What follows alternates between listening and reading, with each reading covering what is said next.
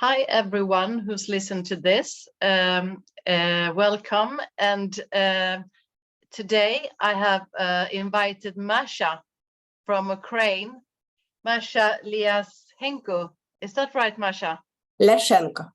Liashenko. Welcome. Thank you. Thank you, Cecilia, for inviting me.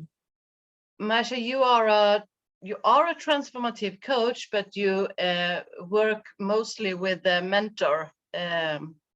You help coaches to coach better. Yes. Yeah, we can say that. Yes. Yeah, also a public speaker. Well, obviously, I'm here and there's public. Yeah. Right. Yeah, we can say so.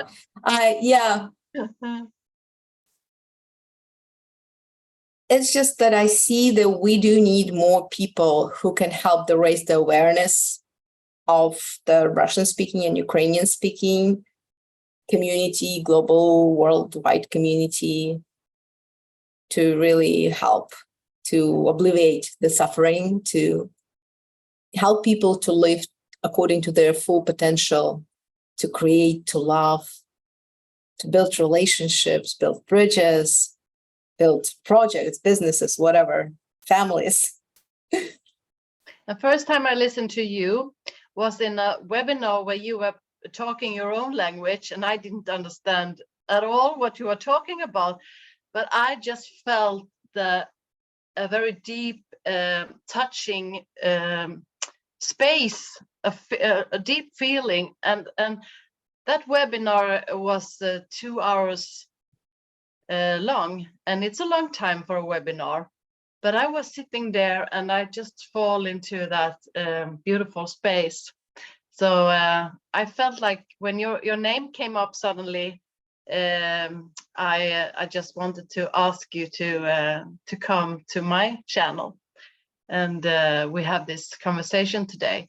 And I know you work sometimes with women and support women, and I think the subject today should be perfection, because we are struggling a lot and strive with perfection.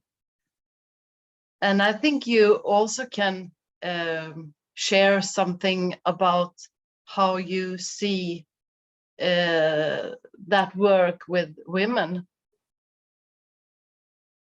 Yeah. Perfection is such an interesting word, isn't it? It's we usually see it as something we should reach, or something we need to strive to get. At the same time, it will rather be an image of perfection that we created in our minds, that we think we should be there, or should force ourselves or work on ourselves to reach some standard of perfection, while at the same time, perfection is all we are in any moment. And through all my life and my personal journey, I had such a strong attachment to the idea that I have to be something that I'm not yet. And it was never enough, never enough. So I got so attached to that idea that I need to be something and that I'm lacking something, that I pushed myself and drove myself up to depression that the mental health specialist would call the depression diagnosis. Twice. So I didn't get it for the first time, though I thought I did. I know what to do now. I know how to do perfection smart now. No, I didn't. Because the whole answer was not about how to get to perfection standard, smart way, kind of good way, effective way. It was more about to uncover that perfection that is within every human being. Not just human being, within every being that we see in our life, that we see in our world. So this lack that we are creating, it's never true, but it seems so real. We like feel it with our body that I'm lacking something important. I'm lacking some value. So our brain, it got into a habit of looking around outside and finding something that can help us to fulfill that gap, that lacking that we created ourselves. So we look at other people, we see, oh, she achieved something. That's what I need to be to fulfill this hole. That was never there, actually. There was never a hole. We imagined it, and then there it is. In reality, we feel it.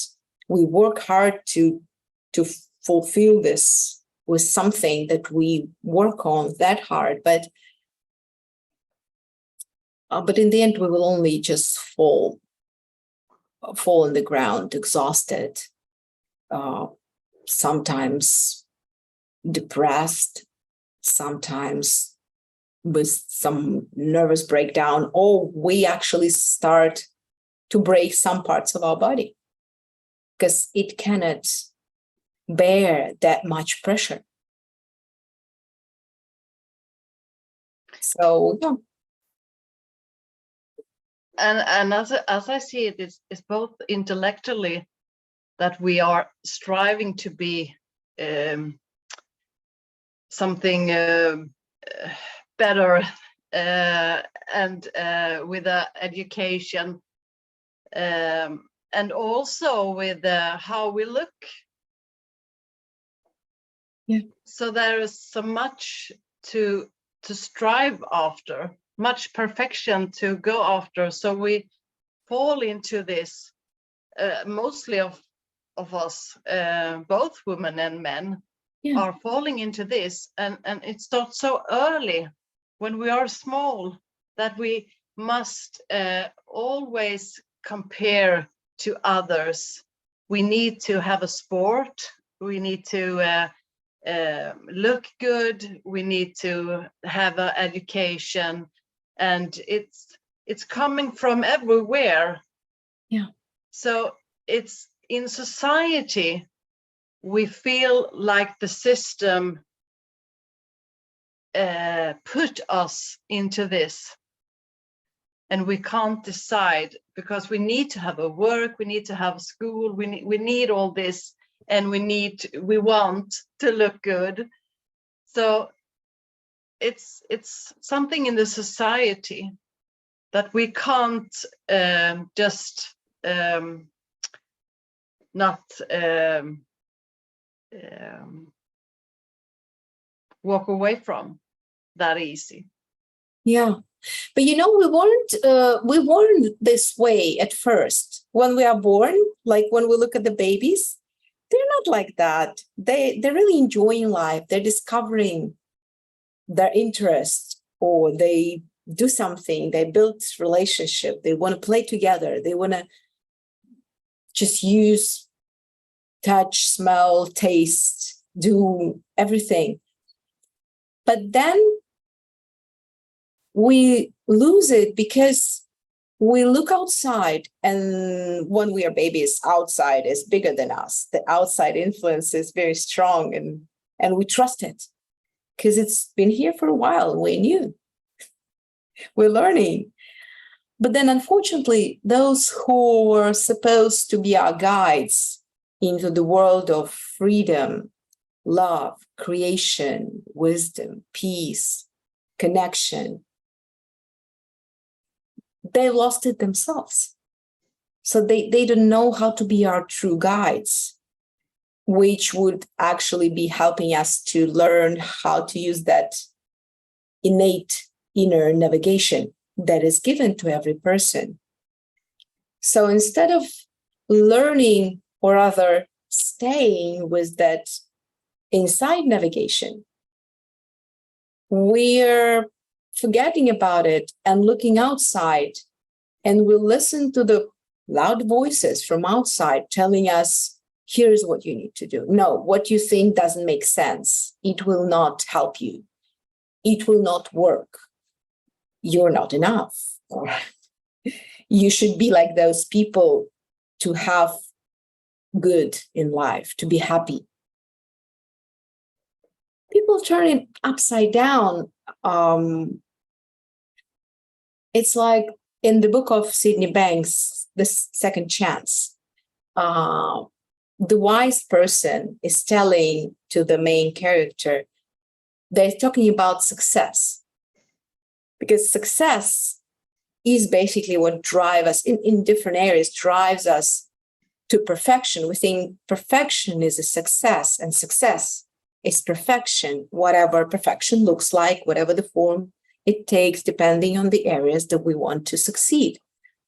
But then there's a conversation in the book of Sydney Banks where the Jonathan, the guy who was a wise guide there, we could say, he's saying that, answering the question of the main character, what is success? What do you think? He says success is happiness and contentment. Happiness, being happy and content, is actually a success. But we think that happy depends on the outside, and this contentment, we can only allow ourselves to be content if the certain conditions are met in our life. Whether we're supposed to meet these requirements, whether someone else supposed to meet our requirements and meet our expectations. And we create the whole ladder towards success, kind of conquering it one step after another, this ladder staircase after another, while it was never there. It was, we could reach to the state just by our thought. And that's what it is so easy to be with small children. I have a grandchild, and she's only 3 years old. And when we are together, she don't ask me anything about my life, or we just talk about the thing we are going to play with. And she don't need to explain a lot of things, what happened before and what's going to happen tomorrow. And she don't worry about other things. She's up in what we are doing, and so she makes it so simple. Yeah. And when we are together, I can also let go of all the things that I'm thinking about with work and life. I can rest for a while. So small children reminds us, and also my dogs. I have one dog now, but my dog is also reminding me of not worry. Yeah. To just be. But that is a beautiful reminder. I think it's just we got a little lost with all these voices from outside, and we believe that, and we make it our own voice, telling ourselves that you need to be that, you need to look like that, you need to achieve that. And the thing is, our brain is designed that way. When we achieve something, it releases dopamine, so we would feel good, so we would enjoy progress in life. But we just made this progress about things that are not, life is not about these things, but we made our life about these things, about these achievements, instead of just having progress about discovering life, about being closer to people, about creating that our heart calls us to create things in our life. So, yesterday I was on a movie and saw Barbie. I don't know if you have played with Barbie when you were little, but a lot of girls and also boys, but have this feeling about Barbie that she is the perfect, and the whole movie was I think it was just about this, where we're talking about that somehow we got this wrong, that this is all that matters, that we need to be this perfect all the time. Yeah, there was a lot of things in that movie that made people think about how we strive. Yeah. No, I mean, when I was growing up, we didn't have Barbie in Soviet Union because, well, we were very close to this matter. But I was only playing with like baby dolls. So, yeah. So you can only be mom when you play with dolls. That's true. But yeah, the thing is that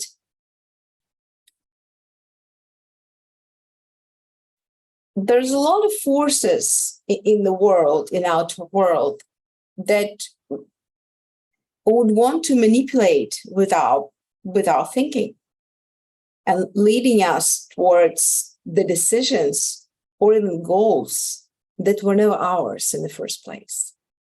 They were always somebody else's goals and ideas and standards. And it's easier. It's easier to see someone who life seems great from outside and think, oh, I just do what this person does. I will just imitate their path. But then we never, ever in reality can imitate the actual life of an actual person, because it's just, there's more to it than just what we see from outside. But we do feel the energy of someone who is real and authentic and don't need to feel a person who feels grounded, and not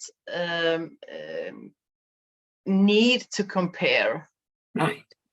You can feel that with someone, and I have seen that I can feel that feeling when I meet older people. Yeah. Because they stop to search. The older they get, they stop this searching, and they see that it doesn't matter. I am what I am. and then they feel more comfortable with themselves. Yeah.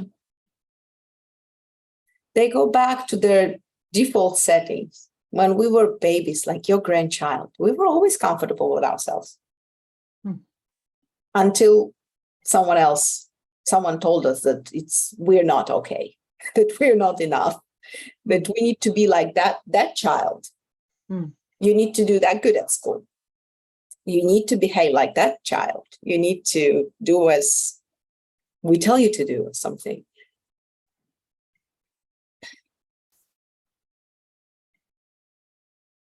And it's not like I'm against the raising children and learn them how to be in the society. It's not about that. It's more about, do we really believe that some other person knows how to do our life?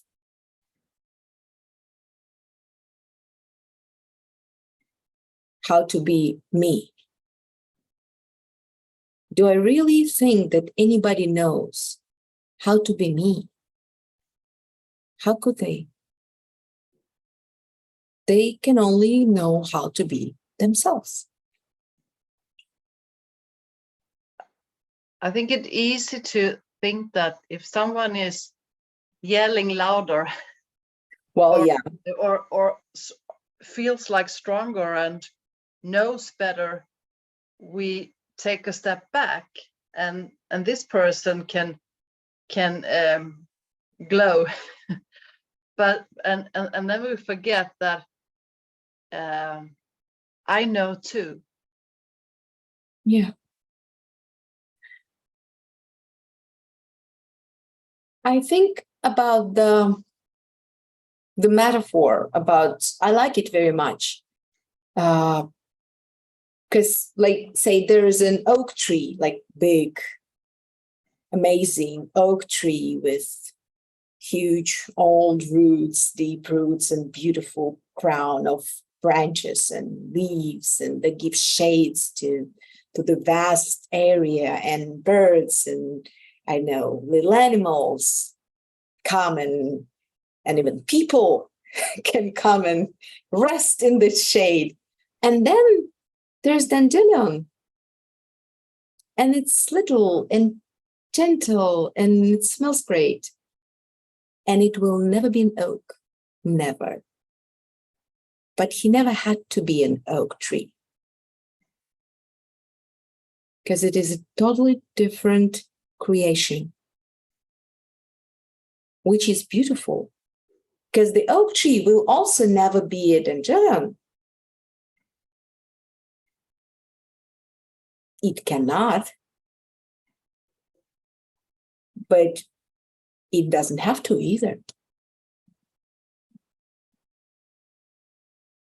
And I think that we got lost in this amazing amount of information and stimulus that are attacking us from outside. And we lost this connection with that inner guidance, with that inner compass. And we got so many, the compass, it always should, well, it works right. It always shows where North Pole, because of the magnetic parts on this arrow. But if you put strong magnets around it, it will never find true north. It will never find north. It will be confused. So in our life, we have just some huge magnets that we created. We gave them that power, that we're drawn to them. We have attachment to that ideas. I need that. I need to be that. I need to be perfect. I cannot make mistakes. I need to be an example. I need to show them that I can, or I want them love me, or I want them listen to me. And then we create this like magnets. And then our inner compass, it just doesn't work right. And we're really confused. But once we realize that those magnets aren't real, that we can go deeper within ourselves and find the answer to the question, what is my path? Who am I? What am I bringing to this world? And not comparing ourselves with anybody else, because somebody else can be an oak tree and I can be a whatever rose, or somebody else can be an apple tree and that would be a palm tree, or and the beauty of nature and the diversity in nature just really helps us to see that we're different and we bring different value of the same kind of priceless value, but different kinds, our unique way of life, unique way of making input into this life, making influence into this life. So we just don't trust ourselves. No, and what's come to me now is, if you live in a relationship with someone who told you all the time that you are not good enough, or you are this and that, and you, in that case, it's so more important to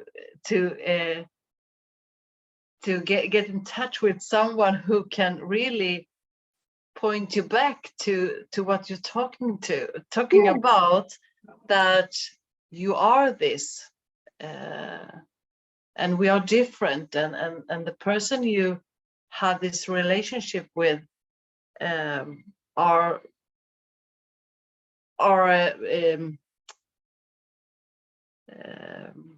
bringing emotions and thoughts that you are not. Yeah. Or you, yeah. But the thing is, they can only influence you if you agree. Because you have to think first that you are not enough to believe that someone else when they're telling you that you're not enough. Because if I know that I'm enough, I will just not listen to people who say different. And I will never be drawn to the relationship with someone who would view me different. That's why people who are more mature, they never interested in immature relationship. They can help other person, but they're never interested in becoming a partner with someone who still believes that they're not enough. Because it will never work. You can be their helper, but to be a partner, you should actually see the world on the same level. But mostly we're seeking, if we feel and fear that we're not enough, we either seek someone who confirm that for us, that we are not enough, but I'm still staying with you, so you kind of owe me. And that's what creates codependency in relationship, because we owe, at least this person is with me. I will never find someone else or someone better, or I'm not enough to find someone good because I'm not enough. Or we find someone who is using and kind of using our weak view of ourselves as an opportunity to kind of make us depend on that person. So very often people see that it comes from the outside. He's doing that, them doing that to me, and it's difficult to know that, or you can't see that it's coming from me, from inside of me. It is difficult to see. Yeah, it is difficult to see because we are taught from the very little age that if we are sad, what do our parents or adults or other people ask us when we're sad? What happened that you are sad, right? They never ask, what are you thinking about that you're sad? No, they say, what happened? Did someone do something? Did someone tell you something? Did someone, whatever, took your stuff? Who did that? Or beat you? Yeah, or told you that, or said some angry words to you, or because they don't know. They do not know. So they teach us that it's outside that gets into our feeling of life, that we feel outside events, people, etc. And when we're happy, they say, oh, what happened? You're so happy. They never say, oh, what are you thinking that you're so happy? Never. No, we always think that it's something we have, something have happened from the outside that made me happy. Yeah. So, but but when we were smaller, we just felt happy. It came from outside. Yeah, we could also get upset, but we would forget about it the next 10 minutes.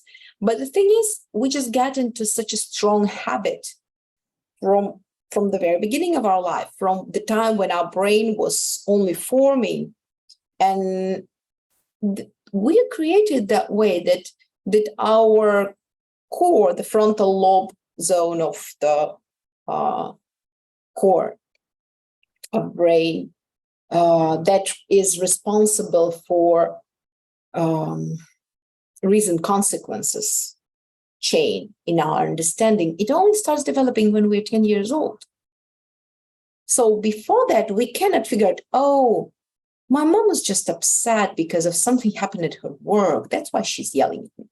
We don't think so. Children don't think so. Say, I did something wrong. I'm not good enough. That's me who's making my mom angry. So we think we actually can make people feel something. And it means that they can make us feel something too. And that's when it was just more and more kind of taking root in our brain. And then we think, oh, I'm sad because you made me sad. You disappointed me. You discouraged me. You offended me, etc., etc. You hurt me. Because we saw how we were hurting our parents. We saw that a little child, did something and adult people would get emotional about it. Or they say, oh, you made me so happy because you brought A from school. Or like, you're such a good boy. You're such a good girl. We just really got it backwards. And it's not our fault, and it's not our parents' fault or other adults' fault. They only knew that. And then we think that we can actually manage and kind of guide people's emotions, and we want everybody to like us. Because it feels good. It does feel good when people have good attitude about us. Of course, it's encouraging, right? Yes, because we do believe that too. And then we think, if I'm perfect, then I make everybody like me. And if I make a mistake, they will turn away from me. Because we learned it from our child. We learned it very early. And nobody tells us, no, it's not how life works. You are responsible for yourself. It's just you. And people will react according to the level of their awareness or their state of mind at the moment. But we think, no, I upset people so I can make them happy. And I like when people are happy. It feels light. It feels good when people around me are happy. Because it also means I'm not getting in trouble. But what we feel is the energy in the room. I feel when someone is comfortable with themselves. Yeah. And you feel if someone is a little lost with themselves, if they are up in their head and not here. So you can always see if someone is not feeling well. That's right. It's like... Well, that's what you said about your dog. Yeah. Dogs, cats, babies, they drawn to people that are calm, grounded. They do. Dogs, they used to say that if animal loves you, that is a good thing. Yes. Because then you know that this is good. Yeah, you know, so you're in a good place. Really I can really feel it's just that I don't need to react on a person that have low energy. I mustn't feel the same. And I don't need to take that serious what they tell me when they are in that mood.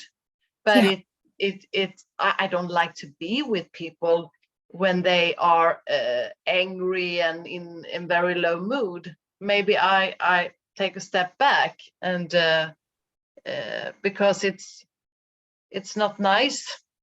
Even if I don't need to feel bad, I don't need to get depressed or something because of them. Yeah, but also,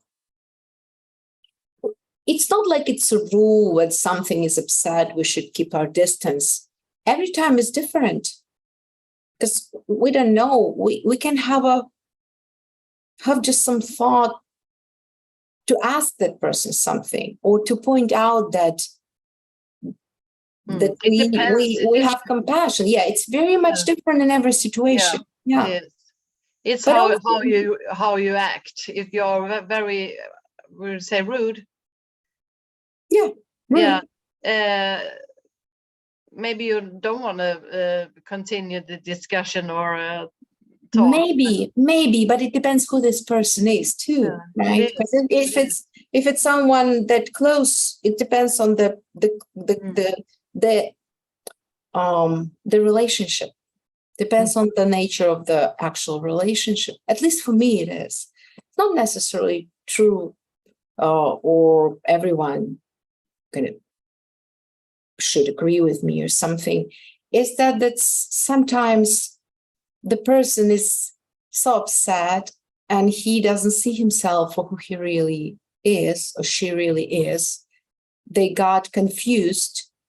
They confuse themselves with their state of mind, with their bad mood, with their results, or they identify why they're so upset, because they identify themselves with some events in their life, with their emotions, with their thinking, with their body maybe, or something else.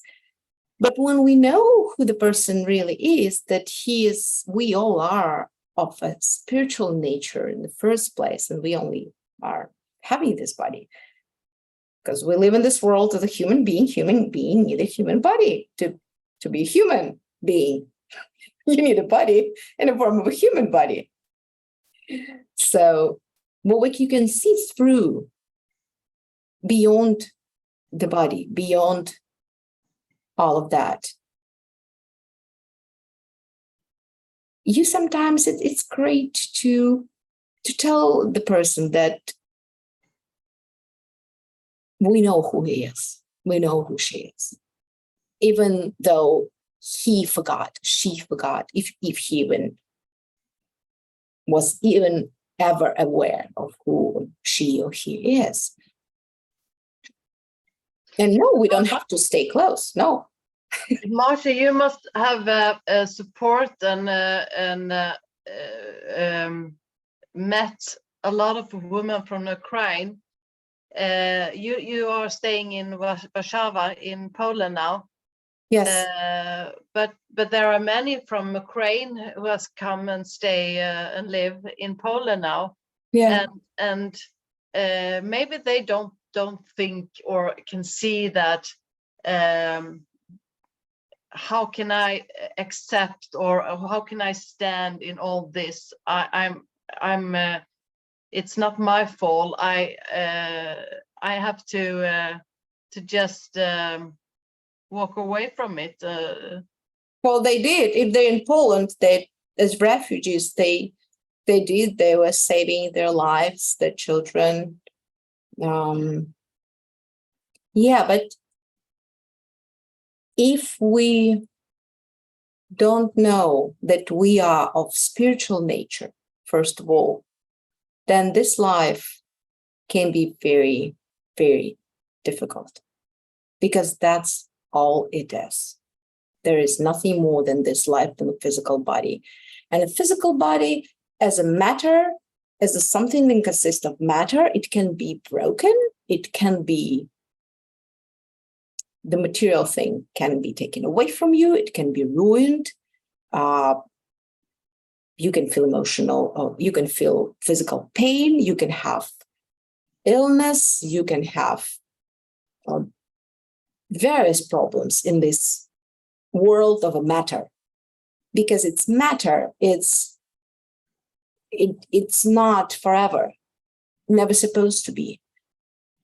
And when we don't know that we are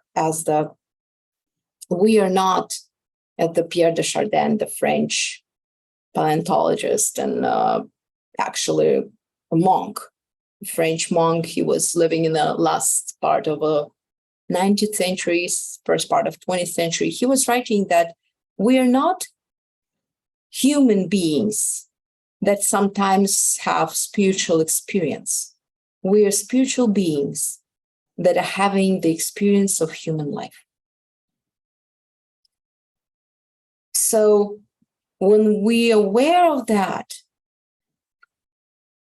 as Sydney Banks I just recently read this quotation, that to be aware that you are spiritual being in disguise is million times more important than to know that you feel you're thinking 100 times out of 100. Because yes, life around us, the events, they can be tragic. And there is physical pain, and there is events that are difficult, they're challenging. There's violence still. There's destruction just by the free will of some people who can, because there are many, they're stronger. And the war is just the huge intensity of all of it in one place, one territory. But these things are happening every day globally in places where there is no war. There is violence, there's destruction, there's illness, there's terminal illness. And if you only think that this life in the form of a human is all we have, that's hard. That's just hard because, well, if you don't have that much of a destruction in your life, okay, but if you do have a lot of losses, destruction, violence against you or your close ones, that's very hard. That can be very hard. And the fact that we feel our thinking, okay, but well, that's still challenging. I felt very ashamed when I felt so, had so dark thinking, because I couldn't understand how I could feel so awful when I had a nice house, a nice husband, nice kids, a job. I had everything. It wasn't war. It wasn't any violence. I didn't like myself. It started early in life, but there wasn't any attack like that I had to run away from. But I had it all here in my head. So I can really see that it doesn't matter what circumstances you are, even if it can be horrible to live in a war. I can understand that. And also if you live in the violence. But live in your head is so difficult sometimes when you don't understand that your thinking is just heavenly. Put your mind down and fill it up with all this. It can be very heavy in the mind. Yeah. When you have all this thinking going on, and it controls you. Yeah, because when we don't understand how our tastes of life is created, that we created, it's not life that tastes bad. It's our idea of life tastes bad.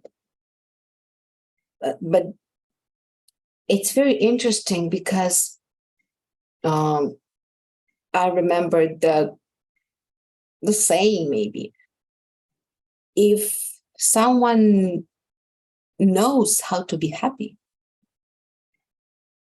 then for this person it's just enough to breathe. And if someone does not know how to be happy, then the whole world is not enough.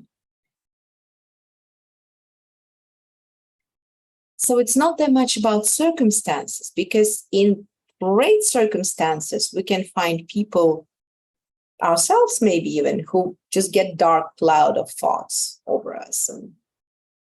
And I've heard of the lives with very high level of well-being. I mean, economical well-being, with the highest level of suicides. Because it's not about good life standards. It's about the ideas and about the understanding. And then we can also have people who are in the middle of the war or in a bomb shelter, and they're loving, they're helping, they're giving, they're sincere. They don't let the war get inside themselves. They keep it outside, and they do what they need to do to save themselves, to take care of the people around, do their work. And some of them would be in just, how to call it, in neurological breakdown in the same events. But it's not the events. It reminds me about the work of one therapist, Viktor Frankl, who was in the fascists' concentration camps during the World War II. And then he wrote a book, A Man in Search of a Meaning. And he was talking about the freedom of a person who is in concentration camp. And he's talking about that they can take away everything. They can limit you in everything. They can beat you. They can kill you. But while you're still alive, nobody can take away from you your freedom to choose the attitude about life or about these events. It's our choice what we think about it, how we view it. It's our free choice.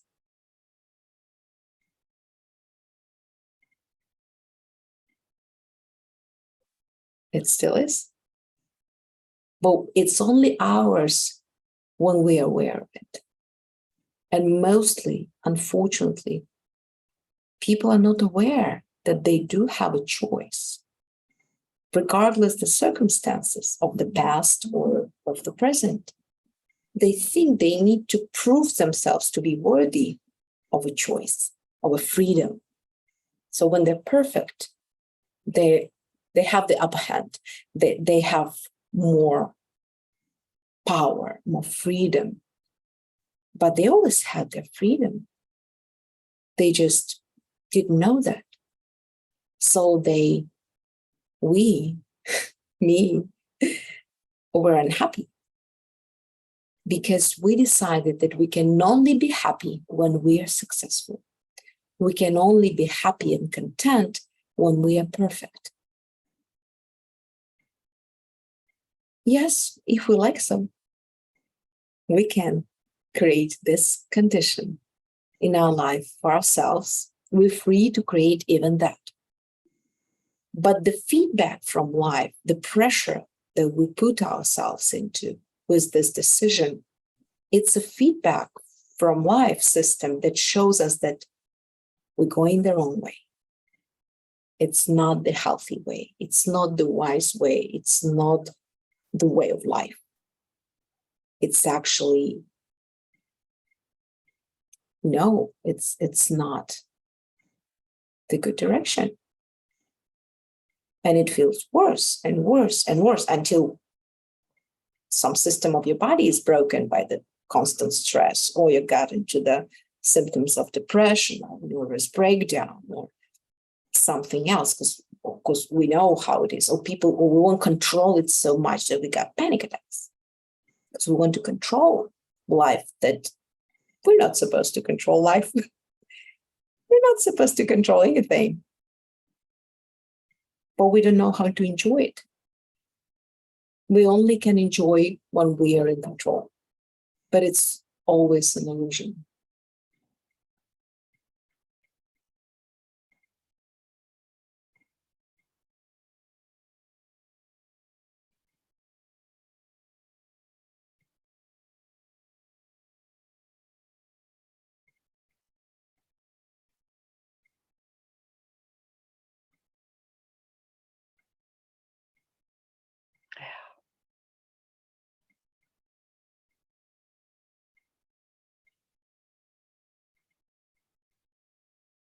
We can paint new pictures every day, but we don't know that. We don't know that. We don't need to get the same every day if we don't want to. Yeah. But in the morning when we wake up, for a lot of people, it's the same thinking is coming to us directly when we wake up, and it starts the same. Yeah. And what I know is that if I do the same thinking every day, I have the same result. Yeah. And it's not our fault that we have the same thinking. It means our brain is working very well. It's not bad news that we have the same thinking, because otherwise we had to learn how to walk and how to talk every morning all over again. It's good that our brain is working well and we have our memory, our long-term memory that creates the synapses in our brain. So we would have memory, that we would have kind of knowledge of how to things in life. It's just that many times we just had a bad habit, that's all. And we can change it if we see. And the feeling tells us about the changing, if we need to change it or not. Yeah. Like, we're so good with food. Like when we eat something, if we are attentive how it affects our body, we know if it's a good food for us. When we notice what's going on in our body after we ate something, it's just we don't notice mostly. So we eat whatever. And we feel bad, then our stomach hurts and we got all kind of problems with diabetes or something else because we were eating stuff that was never good for us, but we didn't pay attention on the feedback from the body. It's the same thing. People just don't pay attention on the bad feelings. And if they do not know the meaning of the whole feeling system, of the whole emotion feedback system. They think it's so we would act in our emotions. Also, we would change our emotions if we don't like them. That it counts what I'm doing now. What I'm doing now, I have to, if I eat a lot of bad things today, I have to suffer from that. Yeah, there's no Tomorrow, choice. baby. Yeah, because then I know that it affects me in some way that I don't like, and then I know. no, but and that's also a free choice, and but we know when we do something that the body doesn't want to. yeah, But we do it anyway. But some people would still do it anyway, knowing that the body would hurt. Yeah. They just don't see how they are free to choose. They just don't feel they're free to choose. They dependent on something. They think they're lacking something. The food is the answer, or the achievement is the answer. This great guy is the answer. This relationship that not good for me, but I need a relationship. The relationship is the answer, or for my lack, or I'm perfect if I have this, and that.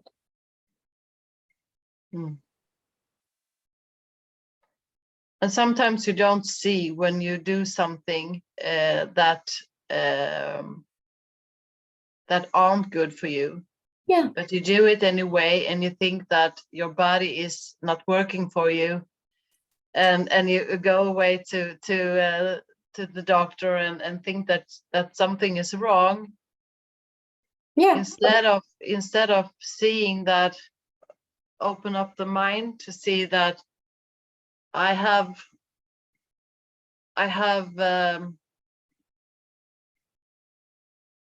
doing something here that doesn't be good for me. Yeah, I just found I thought about that joke. I don't know if it's a good joke for this stuff, but somehow thought of it. Like there was a person, his TV broke. Like she was sitting in front of the TV watching this great event on the TV. And then he's calling the person who is technical support from the company he bought TV set from. So they're coming and they said, so what's going on? He said, well, I'm sitting here looking at TV and I have a nail and I'm picking at my ear and then the sound went off.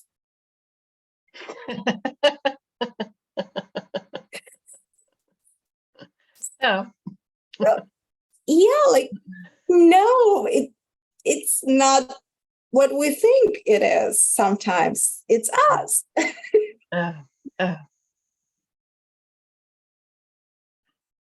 Because we are human. Yeah. So it's not clear for us always. Yeah. Sometimes we need to take a break. We need to sleep a little while or just do something else. We are maybe we are stressed or it's. Oh, we're definitely stressed. Yeah, we're definitely stressed. Yeah, but sometimes we do crazy things and we can't see it. Yeah. But when we slow down and take a break, we just come back and see that, oh my God. Yeah. But the thing is, just life is always kind of talking to us, giving us feedback all the time. And it's quiet and gentle at first, but then it gets louder and louder. But sometimes people still don't hear it. So there comes we. And you don't know what to do with it. Yeah. And there comes someone like you, or like me, or like people I train. We serve as an amplifier of a voice of wisdom, sort of. It's not our wisdom, it's everybody's wisdom. Nobody's entitled to have this wisdom. It's not personal, it's universal. But we just help kind of tune the volume a little bit louder, or rather we help to take away the interference. And to know that it always starts with you. Yeah. To come back to you. To get the noisy sounds around you and just go inside and see what do I need now. Yeah.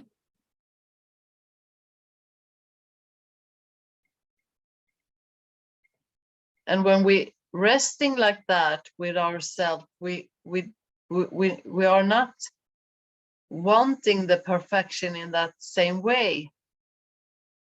Yeah. It's not that strong when we can see that I'm quite good. Yeah, we can see ourselves for who we are, that we are already perfect. We just learning how to navigate through life. And in a low mood, that feeling flows away for a little while. But if we know that we can always come back. If we once have seen who we are, it's much easier to get a reminder and knowing that, oh yes, I got this love letter now, says that I had to slow down. Yeah. And come back to who I am. And I am already what I need to be. Yeah. And then I can also grow and create and see more. Well, we can be more. We're already being enough. But I think that every human being are going in and out in this. Yes. Even if you are grounded and you have a lot of deep insights, you have these moments where you feel like, I want to be this and that, but I don't feel like that just right now. And that's just human to feel like that. Yeah, because it's like when we go to a movie, and we know the ending will not be good, but we still go. We're not afraid to feel sad in the end, because it's just a movie. It's a movie. And we can totally feel okay with feeling whatever thoughts came into our mind, because that's not reality. That's just thoughts. It's just illusion, just as the movie. I'm okay to be sad sometimes. Why would I object it? I can totally see myself going to see Titanic. I'm not like, oh, you have to change the ending because it feels bad. Well, no. That's the whole point of the story, to feel.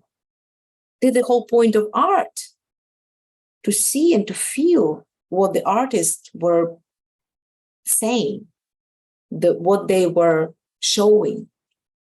And sometimes we will feel sad. Sometimes, like we go to a concert, we see music in minor, some in major. Yeah, the one music is joyful, but no, not all the music is supposed to be in major. There is music that is beautiful in minor, and it's kind of sad music, but we're still okay with, we're like, oh no, I won't listen to this music. I will feel sad. Yeah, but sad is not bad. it's just a feeling. It's just, why And not? we hear the music different. Yeah. Because we feel we are in a different mood. Yeah, but we can totally enjoy being ourselves in any mood, just as we enjoy any music. We can be perfectly fine and in the center of mental health, sitting in the center of mental health and feeling all the feelings that we feel right now. Because if we feel it, okay, we feel it already. And that there is wisdom in all feelings. And to be grounded and to be aware doesn't mean that you are just indifferent and blank. It means you're loving. And when you're loving, you care about people. And when people are hurting, you're not indifferent. You feel something. You feel compassion.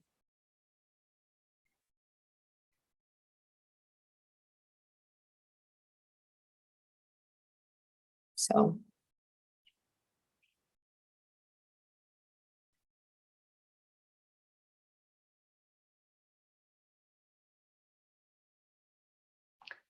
Lovely, Martha. I think this is a good place to stop this conversation today. yeah, thank you. And I found it very beautiful to talk to you. Thank you.